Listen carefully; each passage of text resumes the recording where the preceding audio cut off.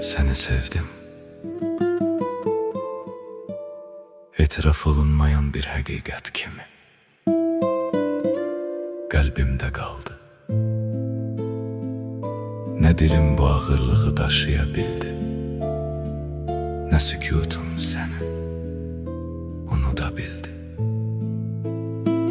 Senin yanında olmak sana hiç vaxt çata bilməməydi. Eyni havanı bölmek, amma ayrı talelerde kalmak kimi.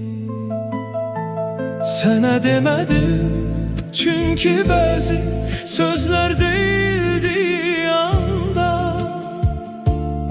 Her şey değişebilirdi. Bazı hisler var, yalnız susarak korunur. Ben seni yitirmedim çünkü hiç vaxt sahip olmadım. Ama buna bakmayarak senden sonra kalbimde bir boşluk kaldı.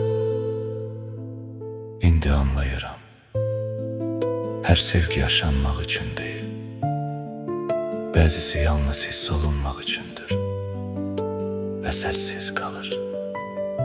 Sən mənim deyilməmiş cümləmsən, tamamlanmadan bitən.